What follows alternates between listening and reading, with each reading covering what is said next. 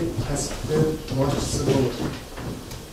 En âli kasıp bu okutuvchilik kasıpı. Kişilerge yana bir marta muvaffaqiyat tilayman.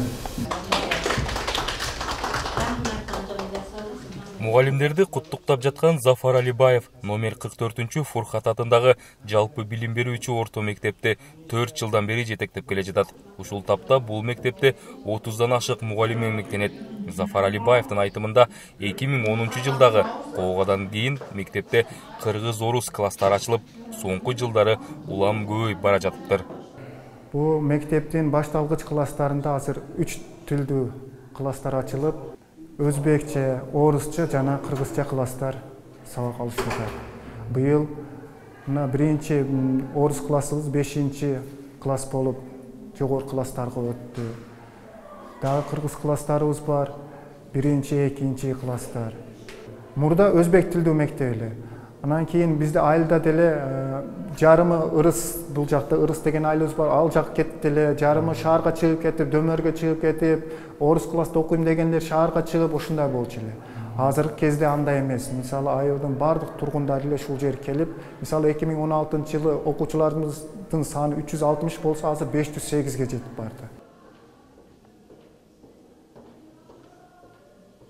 Зафар Алибаев өзү бул мектепке келгенге чейин 2009-жылы башка мектепте зауч болуп иштеген. Жаңы ишке киришкен жигит болочок жарын ошол мектептен тапкан.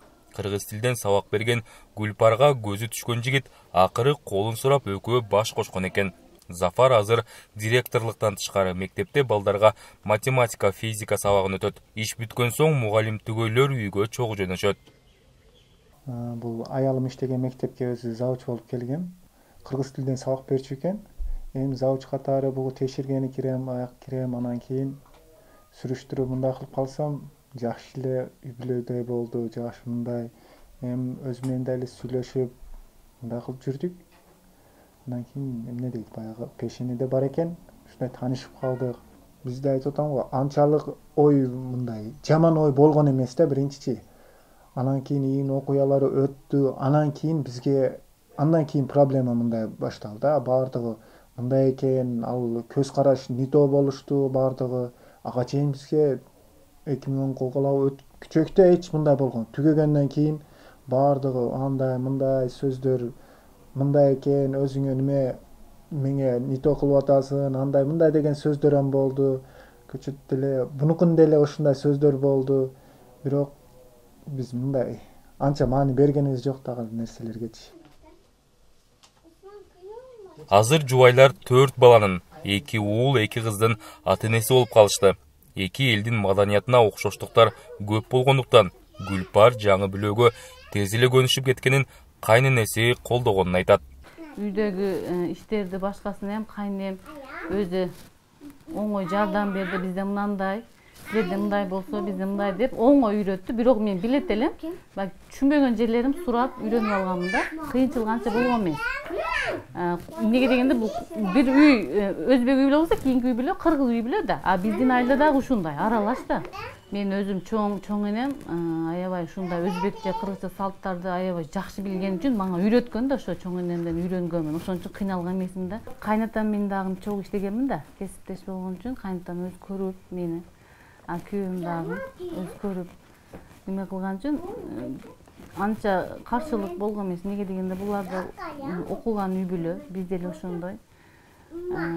Чоң энем көбүрөөк неме кылган, сен өзүң ыраазы болсоң, мен эч кандай каршылыгым жок деп, чоң энем өзү мен уруксат берген.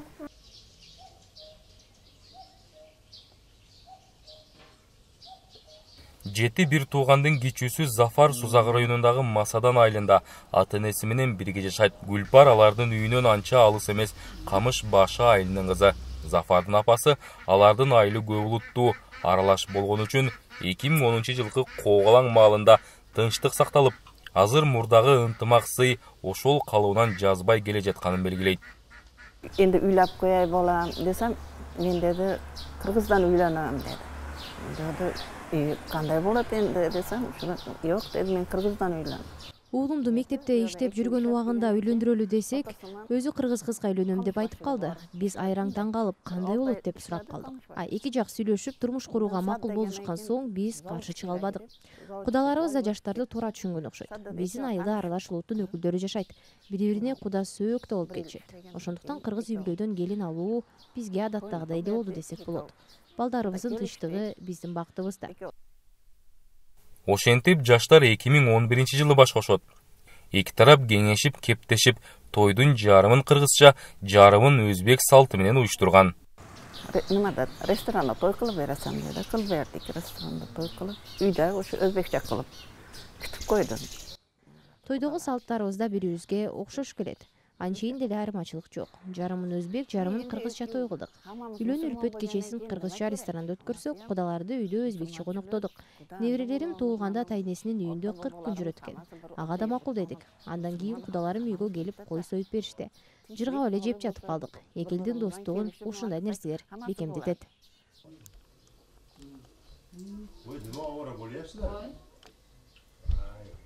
Алибаевдардын үй бүлөсүндө мугалимдик кесип атадан балага өтүп келет. Зафардын атасы да бир топ жыл мектепте педагог катары эмгектенген.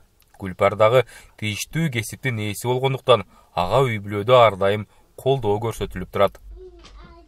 Экөөбүз тең мугалим болгон үчүн бири-бирибизди түшүнөбүз да. Бири-бирибизге тилибиз мындай эме дейт, оюбуз деле бирдей түшүп калат. Ошол сапаттары жакшы. Андан кийин үй бүлөгө деле мындай күйүмдүү бир үй бүлөм дей турган аял болгон үчүн ошол сапаттары менен мага жагат. Бир эле кызы бар экен, жалгыз күйөө баламын. Барып кутtu баягы эки мындан кичинекей эки уулу кайын үкөлөрүм бар. Мен мындай айтканда аларга жезде эмес, акедей карашат да. Кыргызча билесиңби? Айтчы. Шарык түнчүк боламын. Сайгалларга коюмун. Апам баш алса, өзүм доктор боламын.